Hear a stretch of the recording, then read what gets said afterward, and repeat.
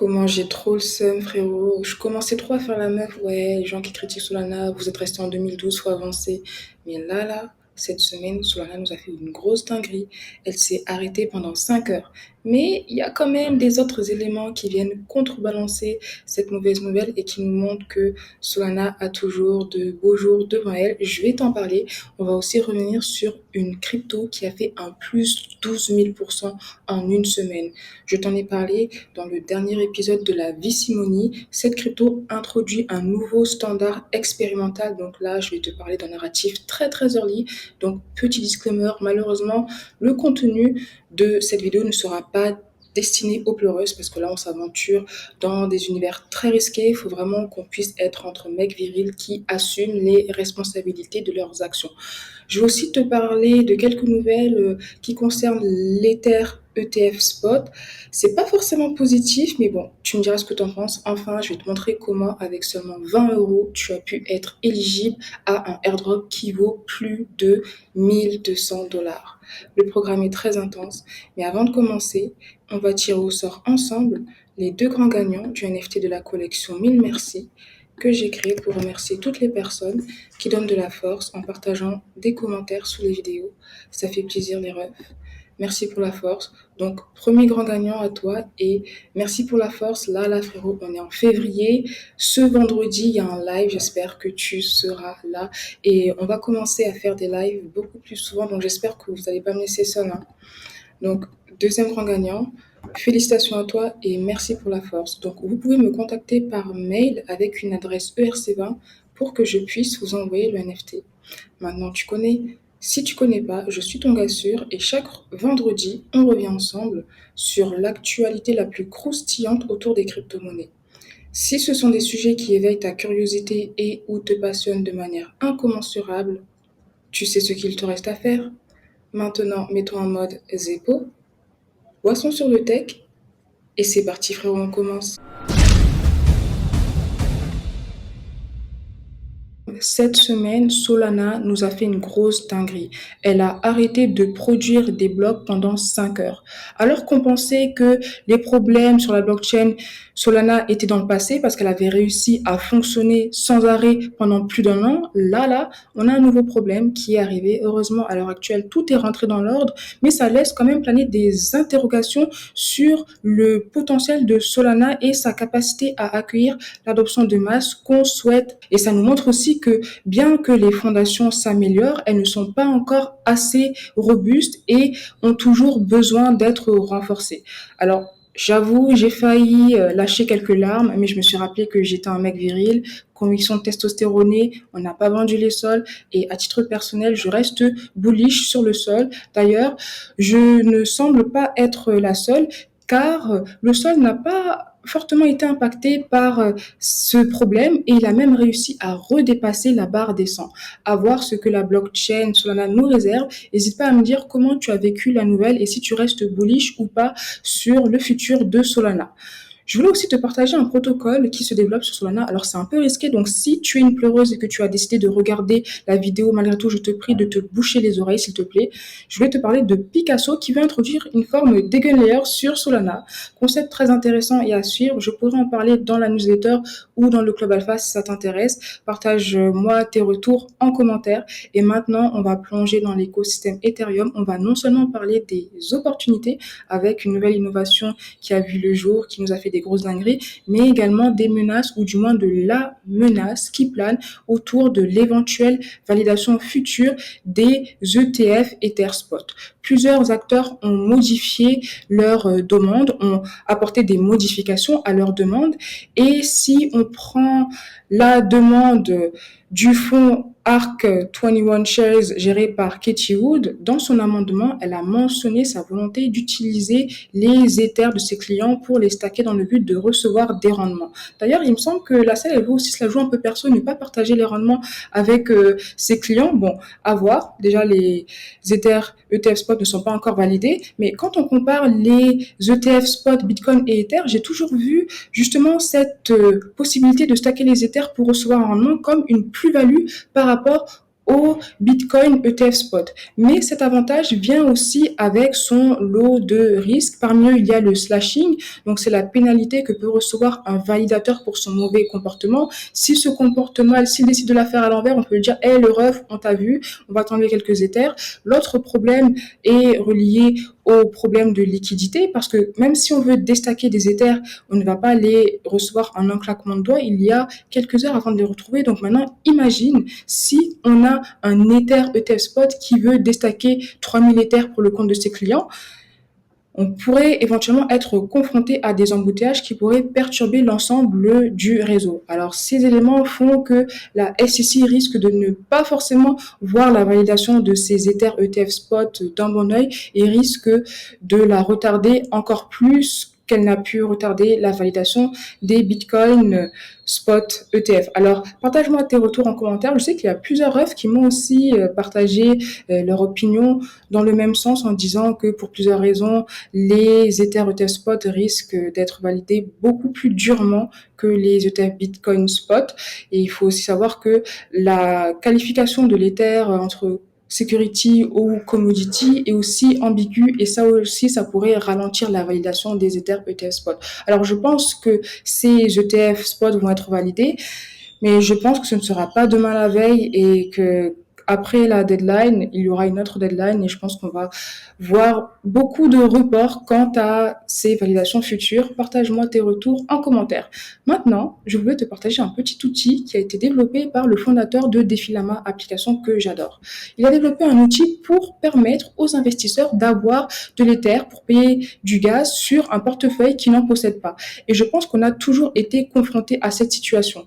Par exemple, sur un portefeuille, tu as du stablecoin, tu veux l'envoyer sur un nouveau portefeuille, tu envoies 100 euros en DAI, par exemple, et puis après, tu te rends compte que mince, tu n'as pas de l'Ether pour payer les frais de gaz. Qu'est-ce que tu fais? Soit tu peux trouver un autre portefeuille pour t'envoyer de l'Ether, ou soit tu pourras maintenant utiliser le site Smallerfell qui te permet justement d'avoir de l'Ether sur un portefeuille qui n'en possède pas. Donc, tu sélectionnes ta chaîne, par exemple, on va mettre, allez, je sais pas, Optimist, le token que tu as dans ton portefeuille, et puis après, tu pourras faire une transaction qui te permettra d'avoir l'Ether nécessaire pour valider tes premières transactions. C'est un site qui pourrait être très utile, donc rajoute-le dans tes favoris, et dans tous les cas, je te partagerai l'adresse aussi dans la newsletter, le lien en description si tu veux t'inscrire. Maintenant, cette crypto a fait un plus 12 000% en une semaine. C'est une dinguerie. Elle introduit un nouveau narratif à fort potentiel.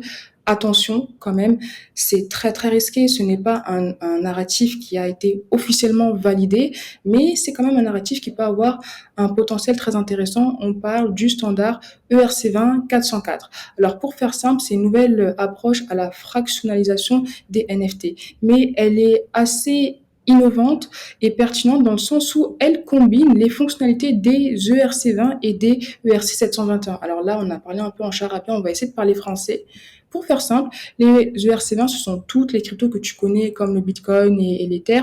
Ils sont fongibles dans le sens où tu ne veux pas avoir un Bitcoin particulier, tu veux juste avoir du Bitcoin, pareil pour l'Ether, pareil pour n'importe quel autre type de crypto. Quand on prend le standard ERC 721, ça introduit les tokens non fongibles qui se caractérisent par leur unicité. Par exemple, si on prend la collection des Base, le Base numéro 1 est unique et il n'a pas forcément la même valeur que le Base numéro 250. Maintenant, on voit l'émergence d'un standard qui n'est pas officiel, Il n'est pas encore officiel, c'est expérimental, mais ce standard vise à réunir les fonctionnalités des ERC20 et des ERC 721. Alors là, la première question qui peut émerger dans notre esprit est la suivante. Mais comment ça, un standard peut être en même temps fongible et non fongible? Ça n'a pas de sens. Et là, frérot, tu as raison, ça n'a pas de sens. C'est pour ça qu'il faut aussi qu'on mentionne les conditions pour que ce type de standard puisse avoir lieu. En fait, si tu as plus d'un token ERC 404, tu aurais en réalité de l'ERC20 et de l'ERC 721. Donc, tu aurais des tokens comme le Bitcoin et l'Ether et tu aurais aussi un NFT comme les Base qu'on connaît. Et si tu as moins d'un token ERC 404, tu auras uniquement des tokens ERC20. Donc, en fait, chaque unité, l'ERC20 est l'équivalent d'un NFT et chaque fraction d'unité et l'équivalent des ERC20 qu'on connaît. Donc, pour te partager un exemple très très concret, si tu as dans ton portefeuille 1,5 token ERC20, ça voudrait dire que tu as un NFT, donc un ERC 721 plus 0,5 ERC20. Maintenant, restons dans l'écosystème Ethereum avec une petite nouvelle qui concerne les noms de domaine ENS. Tu sais que si tu ne veux pas avoir une adresse crypto avec 0x et une suite de caractères, tu peux créer une adresse simple avec les ENS qui pourrait être 0x prénom.eth et les gens pourraient directement t'envoyer de l'argent sur 0x prénom.eth au lieu d'avoir ton adresse assez longue et compliquée. Là, on vient d'apprendre que ENS a annoncé un partenariat avec GoDaddy pour permettre aux détenteurs d'ENS d'utiliser ce nom de domaine dans le but de créer un site internet Web2. Et c'est vraiment quelque chose que je vois d'un très bon œil, dans le sens où même si je reste bullish sur le Web3, je ne pense pas que le Web3 va venir enterrer le Web2, mais plutôt qu'il va apporter une couche de valeur ajoutée sur le Web2 et que les deux dernières versions d'Internet vont converger ensemble. D'ailleurs, il me semble aussi que le projet ENS est en train d'explorer un déploiement sur l'écosystème des L2, ce qui pourrait être pertinent. Mais je t'avais aussi parlé d'un projet qui, selon moi, est très, très, très intéressant, qui veut créer des ENS, en tout cas des noms de domaine omnichain. Parce que là, quand on a un ENS, on est limité à l'écosystème Ethereum. Mais si on utilise la version omnichain, on pourrait avoir une adresse qui pourrait servir d'adresse crypto pour n'importe quelle blockchain. Et je pense aussi que le futur de la blockchain se dirige vers toute cette notion d'omnichain pour que la blockchain qu'on utilise ne soit pas une barrière à l'entrée. Partage-moi tes retours en commentaire. Maintenant, parlons des réseaux sociaux Web3. Alors, comme évoqué juste avant, je pense que les fondations ne sont pas encore assez solides pour que ces réseaux sociaux Web3 puissent connaître un même succès que des réseaux sociaux Web2 comme Twitter ou Facebook ou Instagram, mais ils sont quand même en train de charbonner et d'avancer, notamment Farcaster. Farcaster avait récemment introduit une nouvelle fonctionnalité qui permet d'avoir une application qui est assez similaire à Twitter, et depuis quelques jours, Farcaster connaît une explosion dans ses statistiques. Le daily active user, donc les utilisateurs actifs journaliers, a atteint un ATH qui a été drivé par le lancement de Frame, justement. Donc là, on peut voir, au début, c'était calme. Il suffit d'avoir l'innovation qu'il faut pour que l'activité explose. Et c'est ça aussi pour tous les projets qui bullent. C'est pour ça que même si tu es sur un projet qui, selon toi, a un fort potentiel, mais qui n'a pas encore connu son pic de croissance, c'est juste parce qu'ils n'ont pas encore trouvé la bonne approche. Mais quand ils vont le faire, ça peut vraiment être très, très, très, très, très exceptionnel. Et là aussi, on peut voir que les revenus de Farcaster sont en croissance. Donc, si tu n'es pas encore dessus, tu peux te créer un compte et essayer de jouer avec le protocole parce que tu pourrais aussi te rendre éligible à un potentiel airdrop. Maintenant, on passe à la suite. Ah ben tiens, en parlant d'airdrop, parlons-y. Depuis longtemps, on parle de l'airdrop DIM. Il a officiellement été partagé. Donc, si tu as été éligible, tu as pu le recevoir. Et on a pu remarquer un phénomène qui est uniquement possible dans l'écosystème blockchain. C'est que là, en stackant un TIA qui valait moins de 20 euros, le TIA s'est lancé à partir de 2 dollars. Donc, en stackant un TIA à 2 dollars, 3 dollars, 4 dollars, tu pouvais être éligible à un airdrop d'une valeur de plus de 1200 dollars. Maintenant, imagine les personnes qui avaient fait cette opération sur 10 portefeuilles. Ils ont stacké un TIA sur 10 portefeuilles. Ils ont pu avoir un airdrop de 1200 dollars, si ce n'est plus, fois 10, 12 000 dollars. Ce sont toutes les opportunités, les belles surprises que la crypto peut nous réserver. Même si elles ne viennent pas sans effort, dans le sens où quand on veut se lancer dans le farming d'airdrop, la majorité de nos efforts seront en vain. On va charbonner, on va essayer de faire plein d'opérations dans le but de se positionner sur des airdrops potentiels qui ne verront jamais le jour, mais il suffit d'avoir un airdrop pour rembourser tout le temps passé sur les autres protocoles. Donc, je voulais juste te partager ça pour te dire que même si tu n'as pas encore été éligible à un airdrop, faut continuer, faut charbonner. Et malheureusement, ces jours, on ne peut pas savoir à l'avance quelles sont les conditions pour avoir un airdrop. Mais la seule chose qu'on peut faire, c'est justement rester dans l'action dans le but de se positionner positionner sur les airdrops potentiels.